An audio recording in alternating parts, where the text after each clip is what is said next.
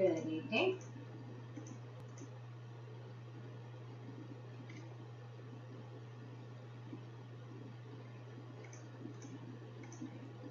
I am here a little bit later than normal to go through the weekly discussion / Q&A for Mondays. I wasn't here last Thursday. I had just gotten home from traveling a few hours from the other side of the state, so I was pretty tired. I think I got home right at 7 o'clock. So, and tonight I'm a little bit late because I had visitation hours for a funeral that started at 6. So, but I'm here now, and hopefully we'll have a few people in here to get some discussion going. So I am just going to give it a few minutes. I am here a few minutes early, and we'll see what is on tap for tonight when we get some people in chat. So I'm just going to wait here, and yeah, basically it. But hello and welcome. If you're watching this after the fact, then hopefully we will have some good discussion. At this point, I don't know what that is yet, so hopefully we will get some going. And if you're here, which I see I've got a few people here now, hello and welcome. Very nice to have you here with me. So hopefully you will be able to jump into chat or send me a message one way or another, and we can get started.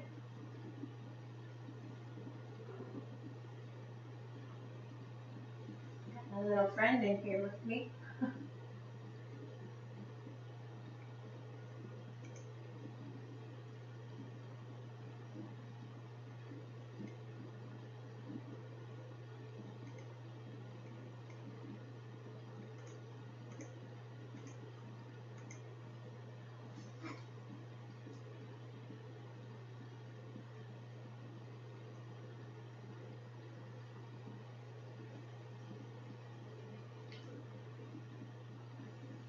Hi Norma, good evening, welcome. I hope that you're doing well.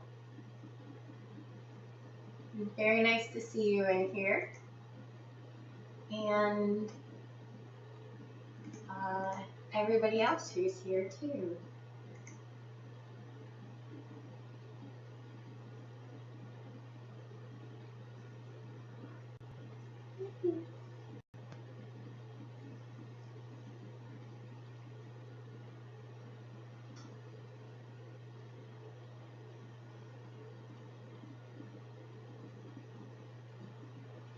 Shall I pass it around? See what I'm doing.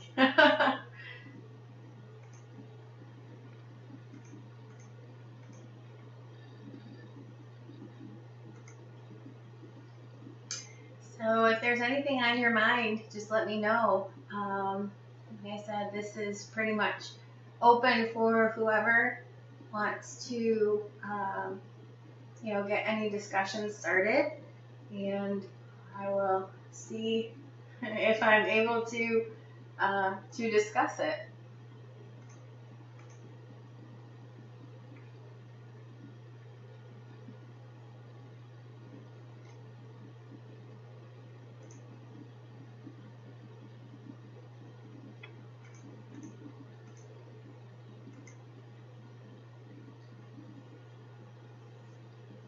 I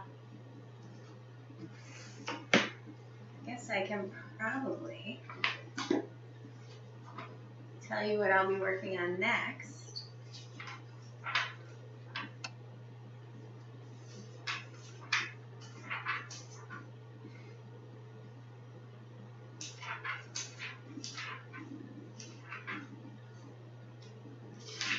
So here, as long as we're here, I will try to keep on writing. I don't know how quickly I'll be able to do that, but it is my my sincere desire to keep busy and keep doing things.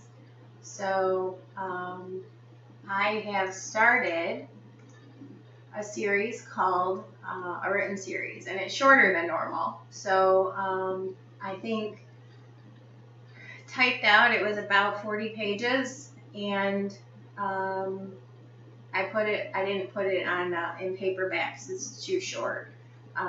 Kindle version was 62 pages, so it's really, really hopefully easy reading.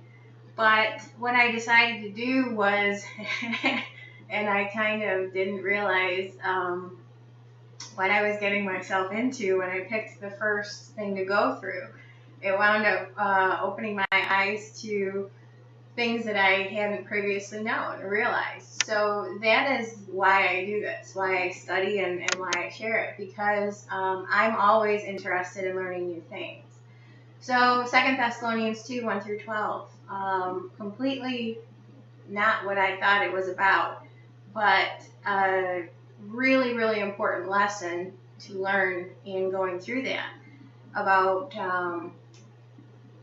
where our focus should be while we occupy.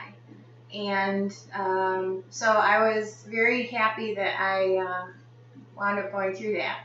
Learned a lot. And so next, for volume 2, I don't know exactly what it's going to be called yet, but probably going to call it A Nation Born in a Day.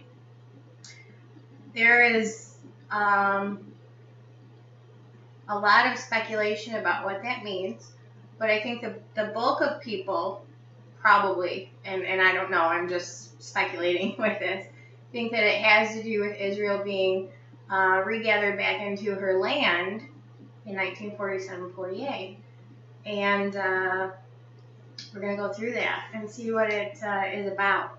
But in kind of starting to work my way through the verses that lead up to that, because that's not found in, I'm going to spend a great deal of time in, or a good deal of time in Galatians 4 also, because pretty much that entire chapter has to do with Isaiah 66 in various different ways. So if you are interested, I kind of just have a research group on Facebook to kind of share ideas and maybe bounce some ideas. I'll put it out there, and if anybody feels like commenting, then they are more than welcome to do that, because it helps me when I get comments and questions to know what to address or what to explain more fully. I only have the thoughts that are in my head, so I try to do the best with those that I can, but it's always nice to get feedback so that I can address things more fully. So Isaiah 66 is where I'm going to head next. And in starting to go through this chapter, when there are a lot of books of the Bible that I've never read, but I have spent a good deal of time in the major and minor prophets. And after having done that, to be able to write about it then, it's a lot easier to pick up on the ideas that are being presented here and seeing them for perhaps what is a bit different than other people might. Not saying that I'm right or whatever, I strive to be, but I'm fallible, I'm human. But the very first verse is talking about the temple. And so that, when I was starting to read through it a little bit, I thought, all right, well, obviously the discussions that I've had of recent regarding the temple are going to factor in here. And that's just proof that God prepares people. Is that I'm not going, cold turkey into this, as I've been building that conversation, not realizing that it was going to come into play here. But it does. In Isaiah 66:1, thus saith the Lord, the heaven is my throne, and the earth is my footstool. Where is the house that ye build unto me? And where is the place of my rest? Well, naturally, I went immediately to Ezekiel 43, which talks about the building of the millennial temple, and the reasoning why they're going to do it. When you go to the next verse of Isaiah 66, verse 2, for all those things hath mine hand made, and all those things have been, saith the Lord. But to this man will I look, even to him that is poor and of contrite spirit, and trembleth at my word. Why are they going to build the temple? And yes, Israel is going to build the temple. When you go to Ezekiel 43, It basically affirms those statements.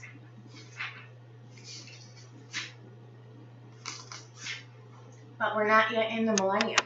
Isaiah 66 does not yet deal with the millennium at the beginning of the chapter. It's working up to that. In Ezekiel 43, you see basically the mirror of those verses, starting in verse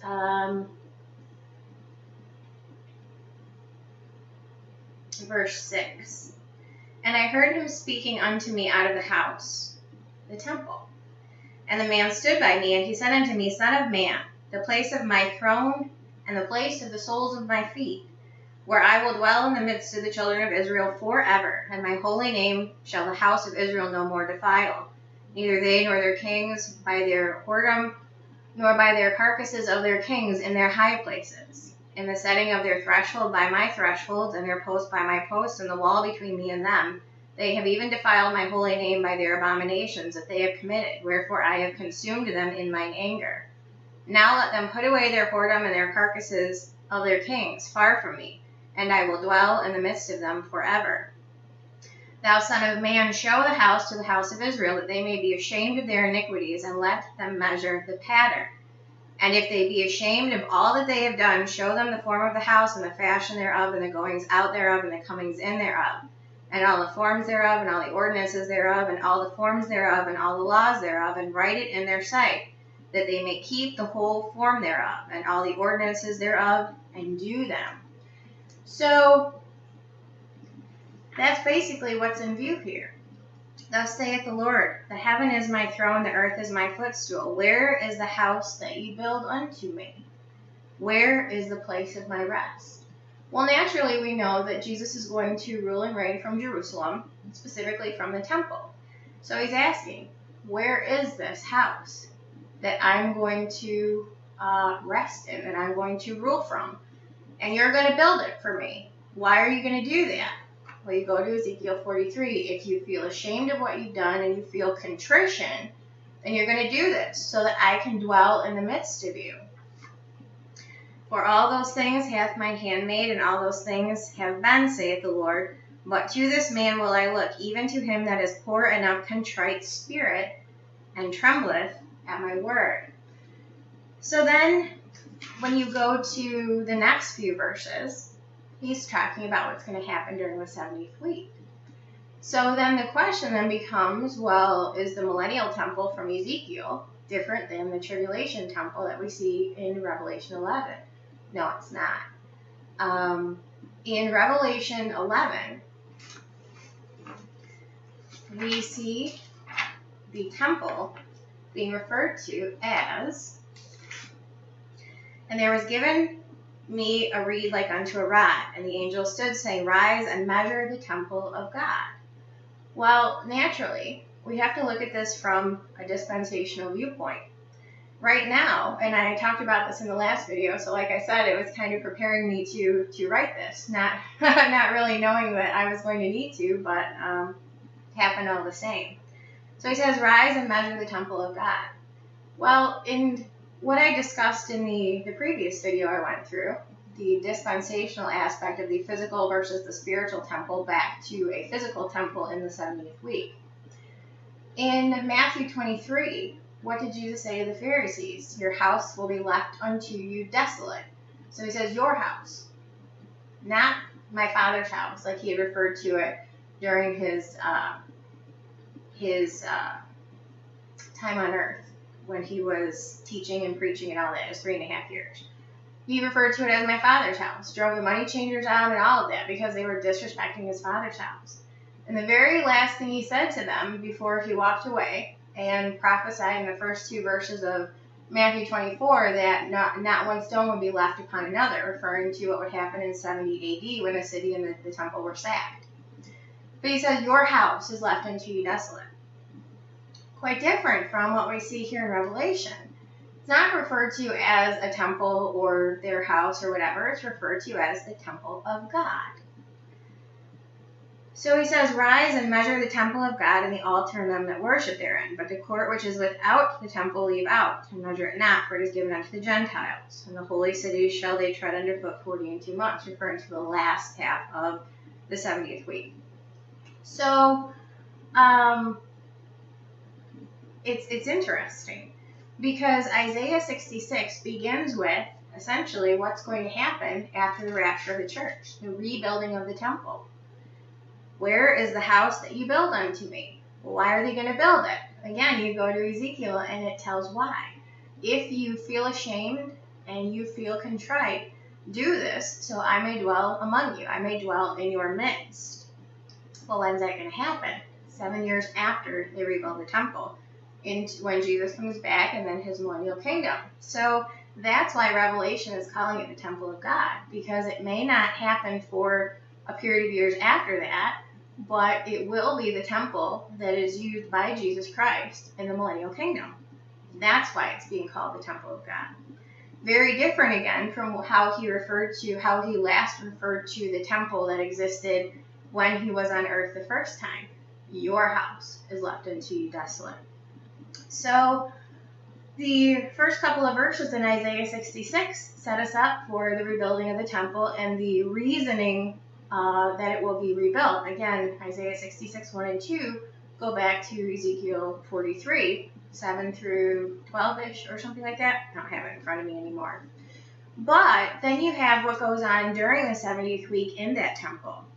He that killeth an ox is as if he slew a man.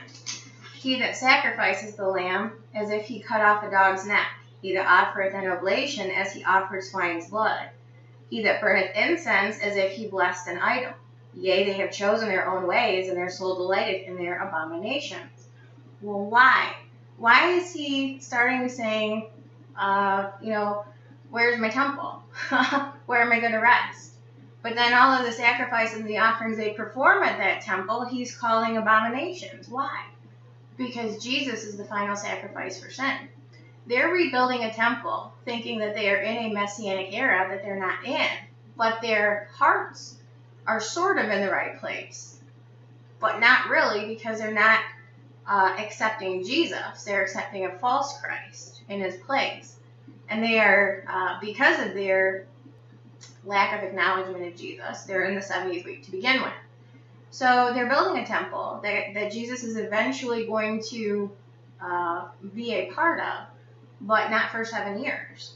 And what they're doing at that temple, he's calling abominations. When you go to Hebrews 10, it explains that more fully. Why would Jesus recognize the sacrifices and the offerings that they're performed at the temple if Jesus has already laid his life down as the final sacrifice for sin, and after him there is no other? There would be no reason, no expectation, there should be no expectation that would be a good thing for them to do at the temple. And surely it's not, which is why he's calling it an abomination.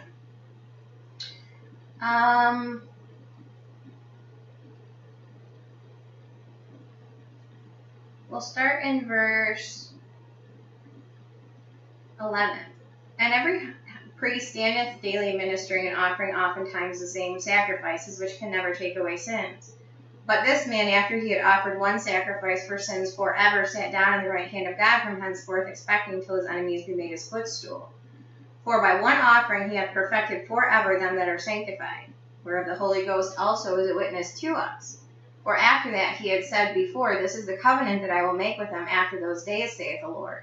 I will put my laws into their hearts, and in their minds will I write them, and their sins and iniquities will I remember no more. Now where remission of these is, there is no more offering for sin. Having therefore, brethren, boldness to enter into the holiest by the blood of Jesus, by a new and living way, which he hath consecrated for us, through the veil which is to say his flesh. And having an high priest over the house of God, let us draw near with a true heart and full assurance of faith, having our hearts sprinkled from an evil conscience and our bodies washed with pure water. Let us hold fast the profession of our faith without wavering, for he is faithful that promised. And let us provoke one another, and let us consider one another to provoke unto love and good works, not forsaking the assembling of ourselves together as the manner of some is, but exhorting one another, and so much the more as you see the day approaching. For if we sin willfully, after that we receive the knowledge of the truth, there remaineth no more sacrifice for sins. Jesus is the final sacrifice for sin, and after him there is no other. But a certain fearful looking for of judgment and fiery indignation, which shall devour the adversaries. He that despised Moses' law died without mercy under 2 or 3 witnesses. Of how much lower punishment, suppose ye, shall he be thought worthy, who hath trodden under foot the Son of God, and hath counted the blood of the covenant wherewith he was sanctified an unholy thing, and hath done despite unto the Spirit of grace?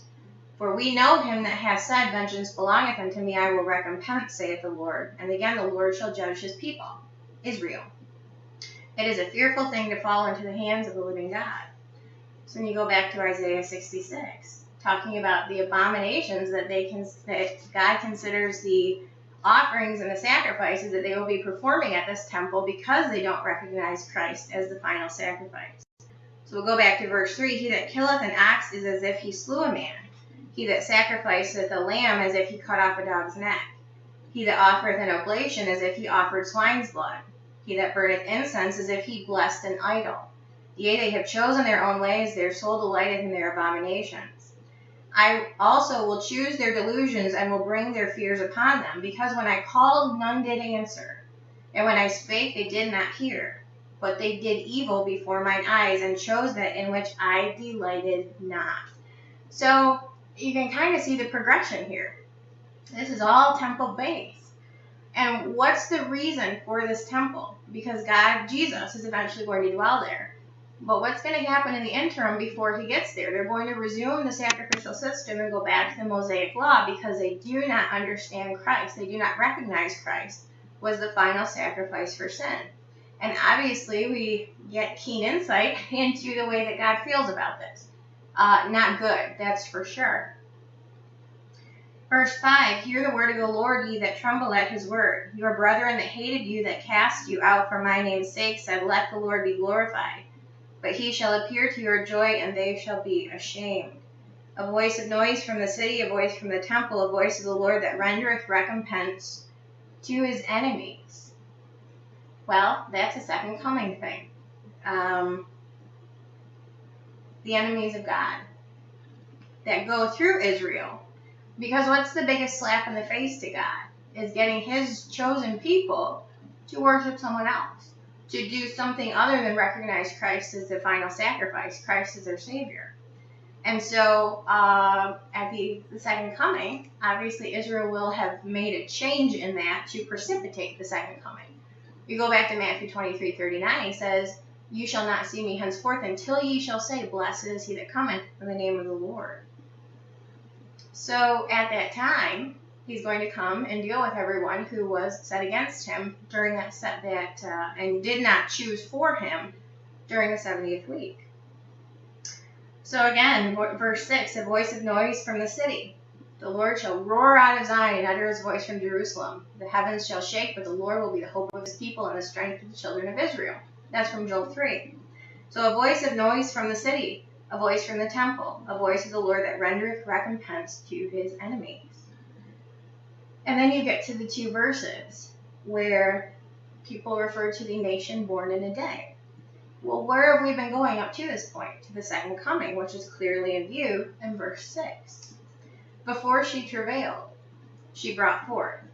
Before her pain came, she was delivered of a man-child. Who's a man-child? Jesus. Referring to his parousia, or his physical coming to earth.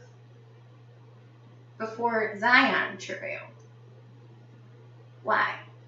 Because what happens to bring Jesus back?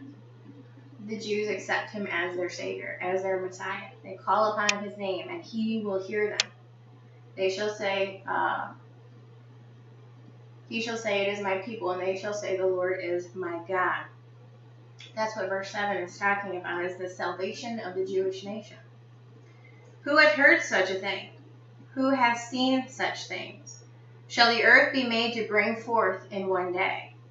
Or shall a nation be born at once? For as soon as Zion travailed, she brought forth her children. And that's where we're going to get into Galatians 4 also.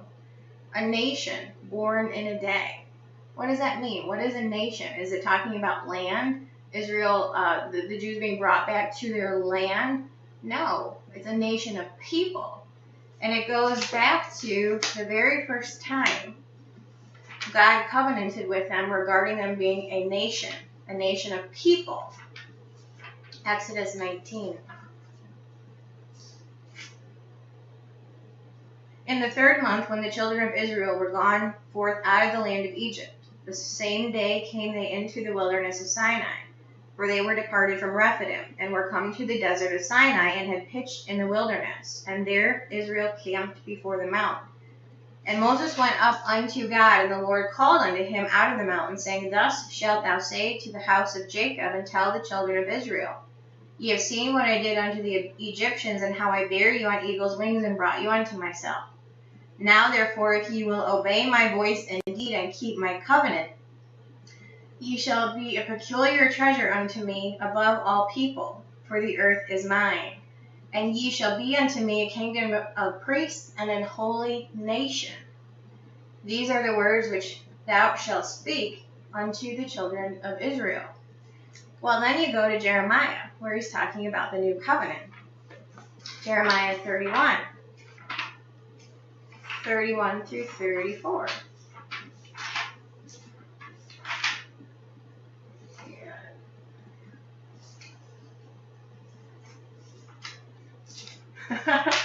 Hey, I find it.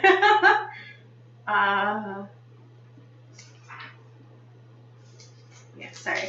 I lost my train of thought there for a second. Jeremiah 31. Behold, the days come, saith the Lord, that I will make a new covenant with the house of Israel and with the house of Judah, not according to the covenant I made with their fathers in the day that I took them by the hand to bring them out of the land of Egypt, which my covenant they break, not yet an holy nation. Although I was an husband unto them, saith the Lord, but this shall be the covenant that I will make with the house of Israel after those days, saith the Lord. I will put my law in their inward parts and write it in their hearts, and will be their God, and they shall be my people. Well, what were they told would occur if they followed the commandments of God, which at this point involves recognizing Jesus as their Messiah and being brought into the new covenant, that he would make them an holy nation. And that is what we see when we go to Isaiah 66, 7 and 8. The time just after they called upon Jesus, because they accepted him, they recognized him, and they called him back. Before she travailed, she brought forth, talking about Zion. Before her pain came, she was delivered of a man-child, Jesus, returning at the second coming. Before the pain of Jerusalem, because the Jews, when you go back to Joel 2, this is explained in much greater detail. And I already wrote about this in For That Is Determined Shall Be Done. Went through the whole book of Joel. But chapter 2 really, really talks about this, the whole process and what's going to happen. Let's see. I will read Joel 2, those verses.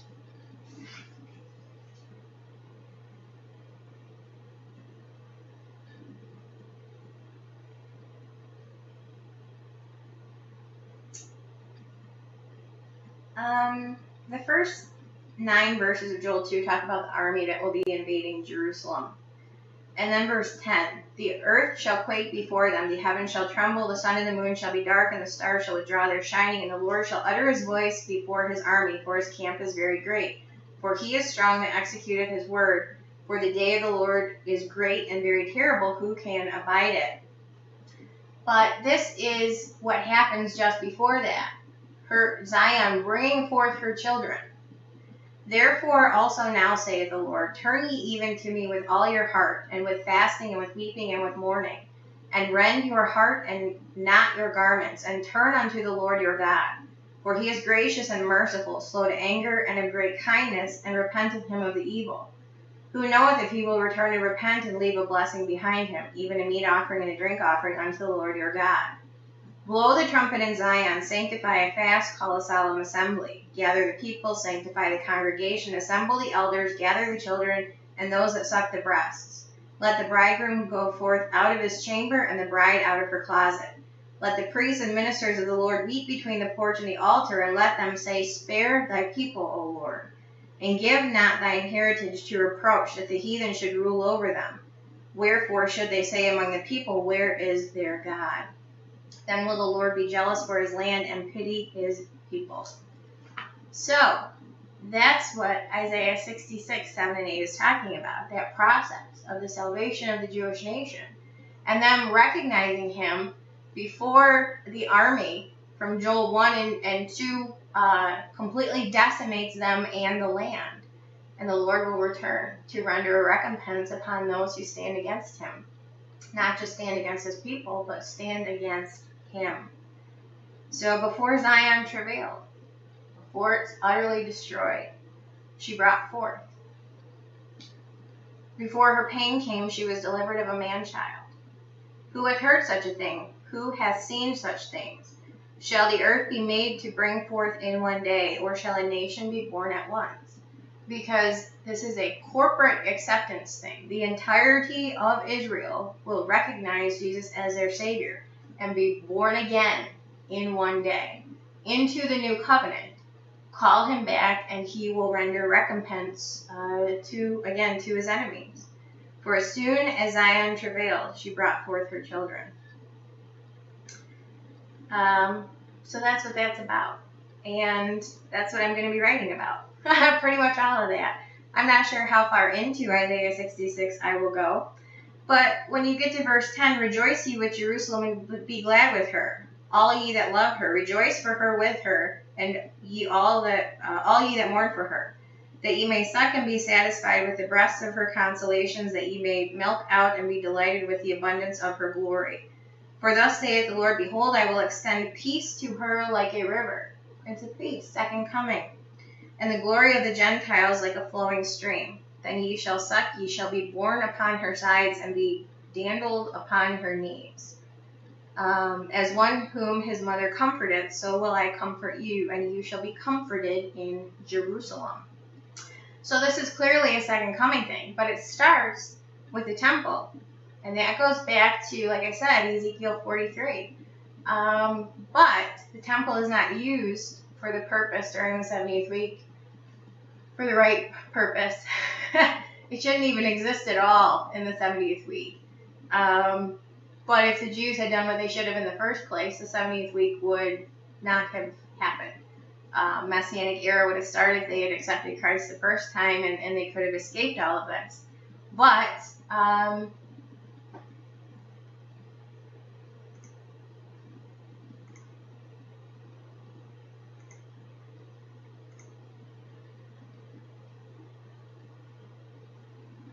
sorry, I had an interesting person in chat that I had to block, unfortunately.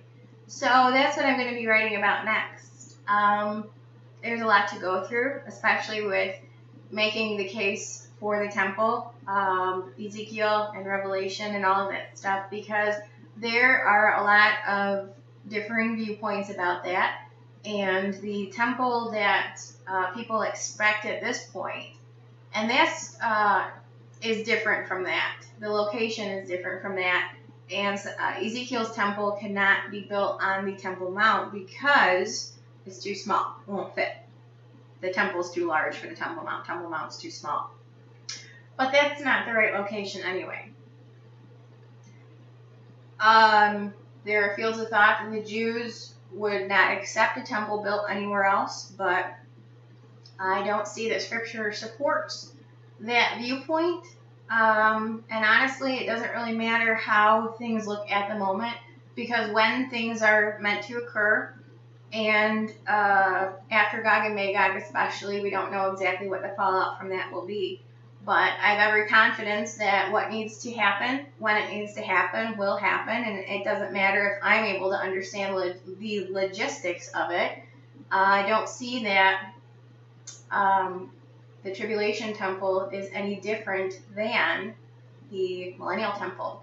And there's reasons for that. Because the whole purpose of them rebuilding it is because they feel a way toward God.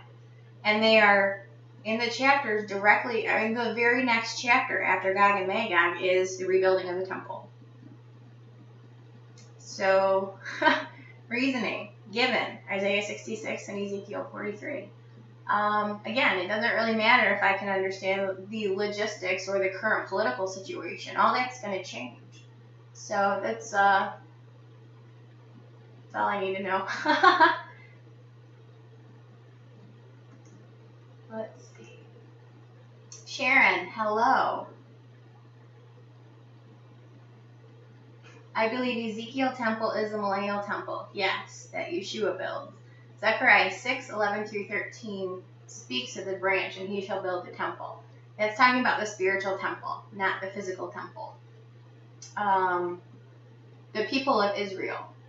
Isaiah 66:1-2, and Ezekiel 43:7 and beyond tell us that the Jews, the people of Israel, will be the ones to rebuild the temple. But yes, Zechariah 6, there are a fair amount of people who share your opinion, and because it says that the Lord will build the temple. But that is the spiritual temple, him being the chief cornerstone, and can't talk, and us being built up as lively stones upon his foundation. So, no, the offerings that will occur during the 70th week are not instituted by God. UNESCO needs to realize that God is jealous for his land. Wouldn't that be nice? Yes. Hi, Regina. Nice to see you. So that was just kind of giving you an overview of what I'm going to be going through next. There's a lot to go through, and I always like to think about things before I start writing, but I think I've had enough conversation about this topic recently to be in a good spot to start writing. So I hope to do that in the next couple of days, and hopefully it won't take me too long to get through this, but I do need to make sure that I explain my position fully. So yes, it talks about crowning him as king and priest. Yes, Jesus was crowned as king on Passover. Might have been a crown of thorns, but he was definitely crowned and recognized by Jews and Gentiles, even if sarcastically, as the king of the Jews. Even had the sign on his cross stating him as king of the Jews. And he is our priest. Yes, he is the high priest from the tribe of Judah, mediating the new covenant between God and man. So yes, that's not just a millennial kingdom thing. He will be king. Returning as the victorious king, wearing many crowns upon his head, but he has already been recognized as king. He just has not begun his rule yet.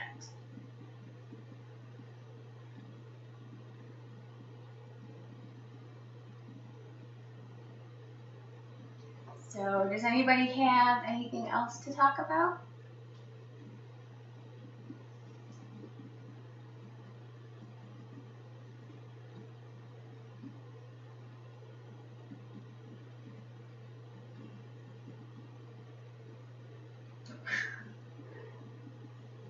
My little friend. Oh. Well, that's pretty much all I had, just kind of introducing you to what I'm going to be writing about. Actually, probably introduced you a fair bit more than I had planned, but Isaiah 66 is a good chapter to study.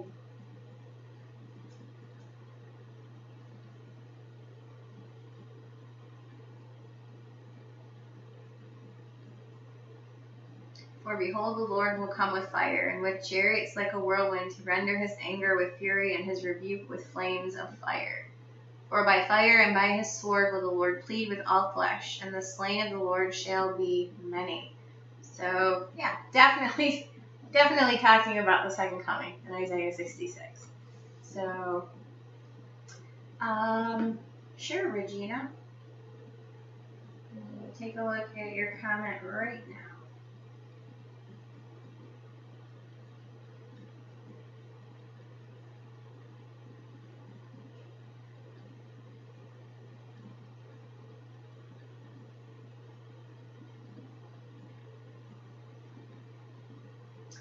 Said about what I was thinking regarding us being out of here before Gog, Ezekiel 38 and 39.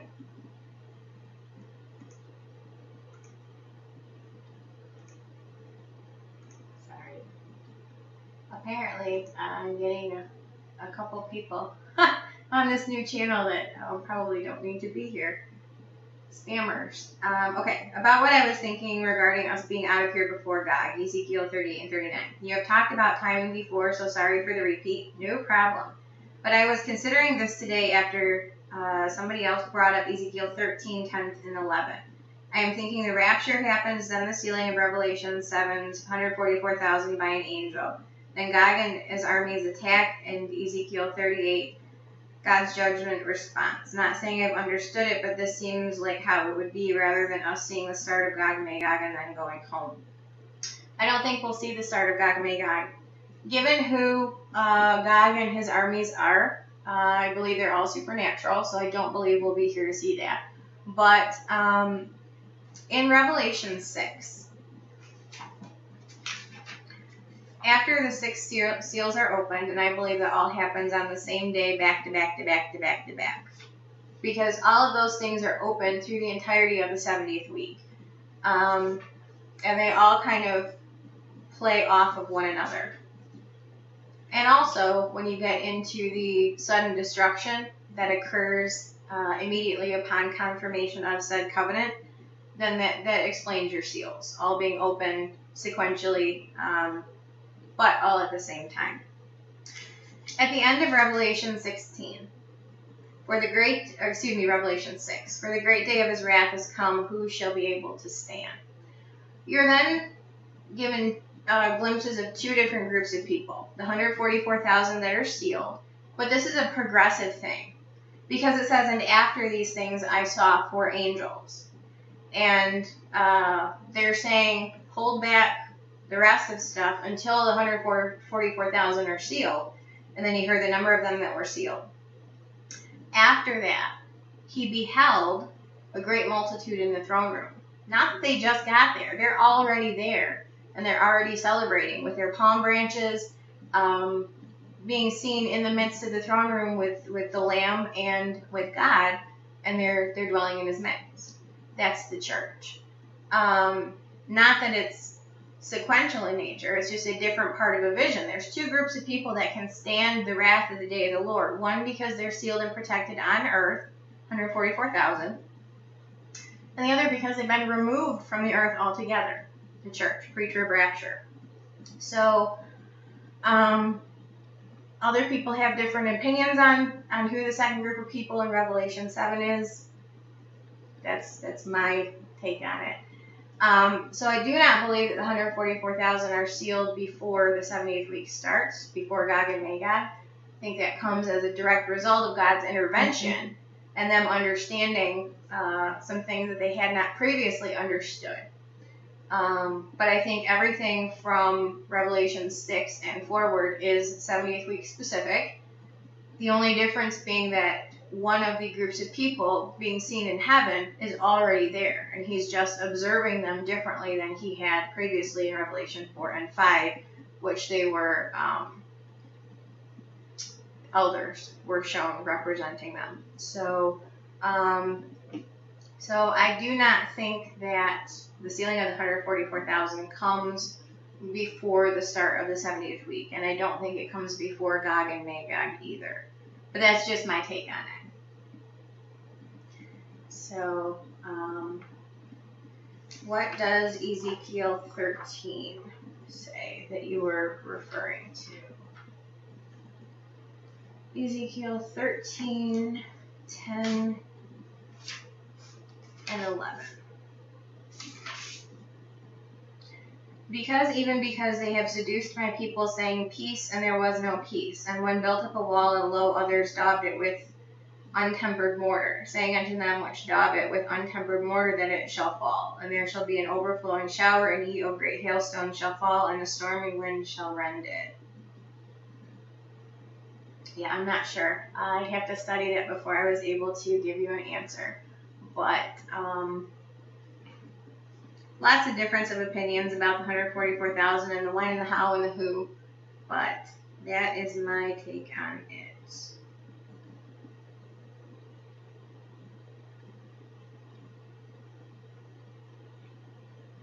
Let's see.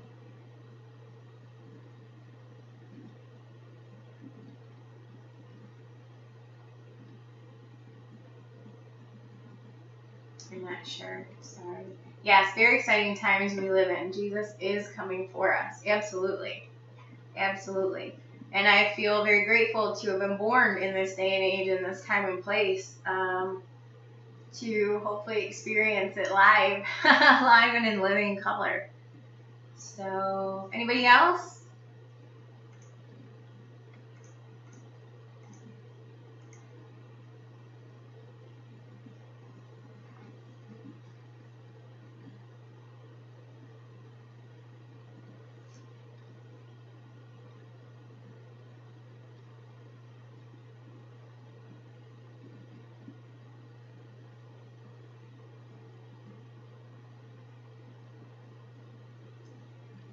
Okay, well, that is all I had. So short and, oh,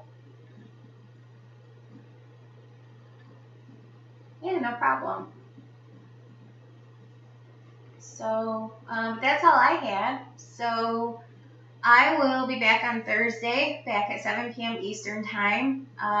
If you haven't already and you would like to keep up on some little snippets that I post while I'm doing my stuff, Heather R's Research on Facebook.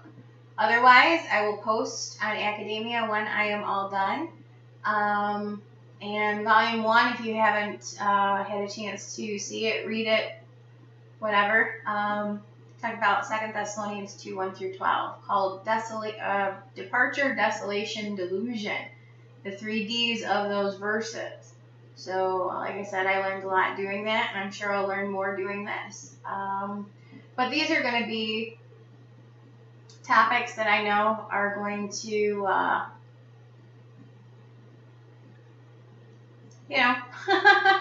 some people are going to be okay with it and some aren't, because they challenge long-held positions. It is what it is. So I'm just going to put it together and show how I believe the verses correlate to each other, and people can take it for what it is. So after this, I will be working on something else called Behold, I Come Quickly.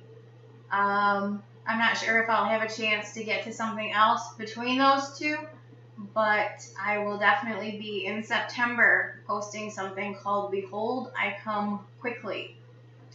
Quickly means without unnecessary delay.